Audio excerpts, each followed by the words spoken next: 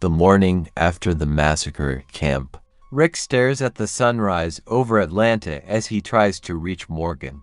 On the walkie-talkie for the first time, he talks about the attack on the camp and warns Morgan to stay out of Atlanta, as the city now belongs to the dead. At the campsite, Andrea cradles Amy's body next to the RV. Lori tries to comfort her, but she has no success in convincing her to let them take Amy, as she has still not turned yet. Nearby, Daryl swings at dead walkers' heads with a pickaxe as Glenn and T-Dog throw bodies in a fire. Rick, Lori, and Shane discuss how to handle Andrea, who hasn't moved from Amy's side all night. Rick goes to talk to Andrea, but she pulls a gun on him. Rick backs off, apologizing. Daryl tells Rick that he needs to deal with Amy, calling her a time bomb, as she could turn at any moment, but Lori insists they leave Andrea alone. Morales and Daryl drag the body of a dead camper toward the fire, but Glenn stops them. He cries that they should bury their dead. Jackie and Jim pile up bodies. She notices blood on his shirt. He tries to convince her he just got some blood on him by moving bodies, but she manages to see that he has been bit. Jim pleads with her not to tell the group, but a terrified Jackie informs the group. Jim insists that he's fine, but he grabs a shovel to press the group away from him as they demand to see his stomach. T-Dog runs up behind him and grabs his arms as Daryl runs in and lifts his shirt, revealing a bite wound on his abdomen. The group is discussing what to do with Jim, but Rick refuses to kill him.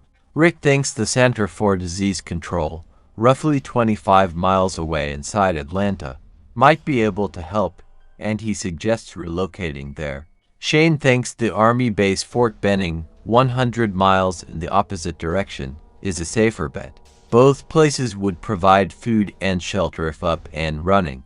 Rick believes Fort Benning got overrun like every other military cordon they've seen. He says the CDC would be Jim's best chance, and points out that in the event of a nuclear disaster or a terrorist attack, they'd protect the CDC at all costs. Daryl heads toward Jim with his pickaxe and tries to take a swing, but Rick points his gun at Daryl's head.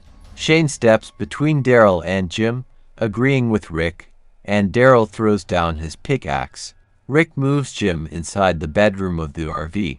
Dale sits beside Andrea to pay his respects for Amy's death. He tells her about his wife's battle with cancer, how he dragged her to every specialist even though she'd accepted her fate. Her death left him feeling angry and cheated.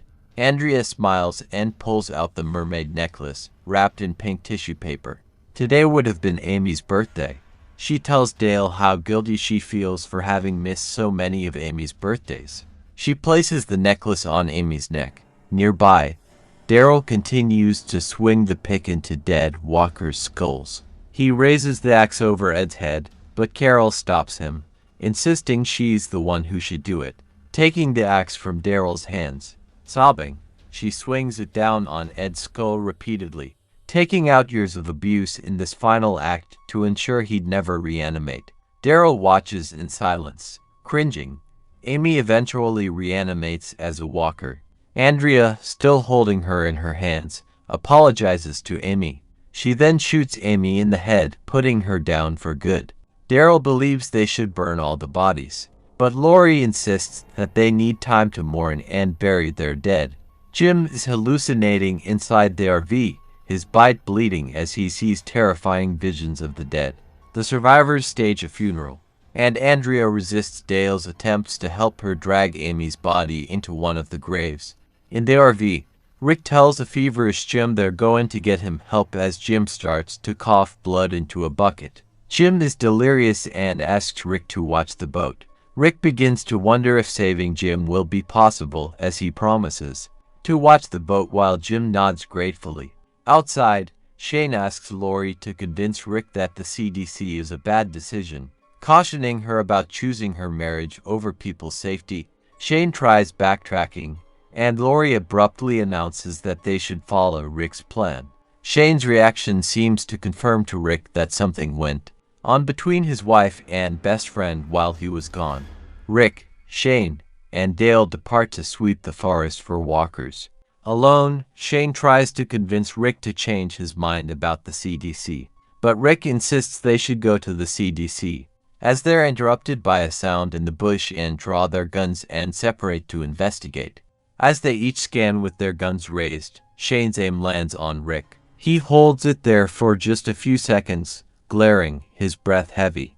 But he hears a sound and his focus breaks. He lowers the gun and then notices Dale's been watching him. Shane shrugs it off, musing that they need to get reflective vests for the woods. Back at camp, Shane announces that he thinks they should trust Rick's instincts, and those that agree will be leaving for the CDC in the morning. At dawn, Rick tries to reach Morgan to advise him of their new plan, telling him he needs him to be right about the CDC. He also adds that they will be leaving a map taped to a red car with their route drawn out for him and Dwayne to follow. As the group is preparing to leave, Shane is giving instructions on how to stay with the caravan when Morales announces that his family won't be joining the group. He states that they have family in Birmingham and want to be with their people. Rick hands Morales a .357 Magnum revolver with Shane's terse assumption that the rest of them will fare no better out there anyway, and they part ways. Carla and Sophia hug the Morales kids, Eliza and Louis, while Lori tearfully hugs Morales' wife, Miranda.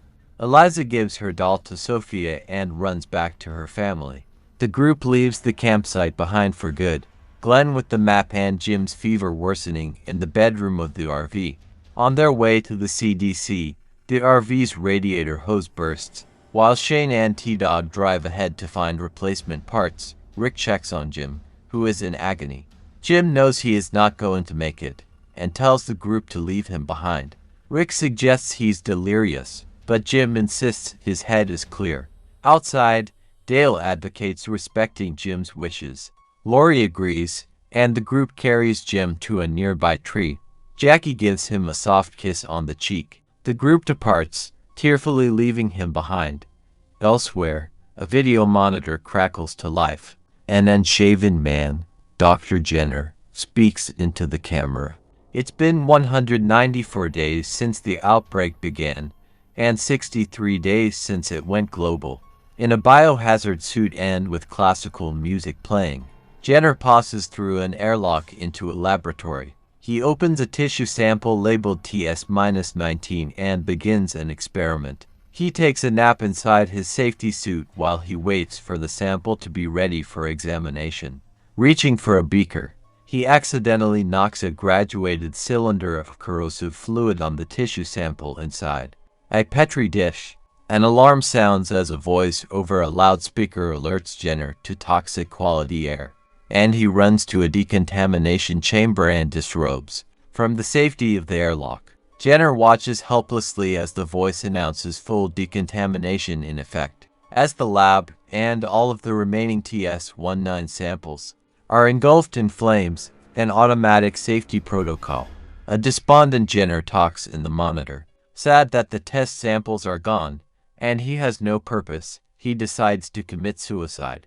But first, he wants to get drunk. Rick's caravan approaches the CDC with the sun setting, where hundreds of bodies lay dead on the ground. The group quietly approaches the building, which is locked and shuttered. Inside, the proximity alarm alerts Jenner. Stunned, he watches the groups approach via security monitor. Outside, walkers begin to take notice of the survivors. Panicking, Shane suggests they can still turn around and head for Fort Benning. Andrea then points out that they're out of gas and they have no food, and would never make it. Lori demands a plan and Rick insists they'll figure something out as the sun sets. Jenner quietly mumbles to himself, telling them to leave. Rick catches sight of the security camera's movement and slams his fists against the metal shutters, screaming to be let in. As the walkers surround the group, the shutters open, shrouding the group in a bright light.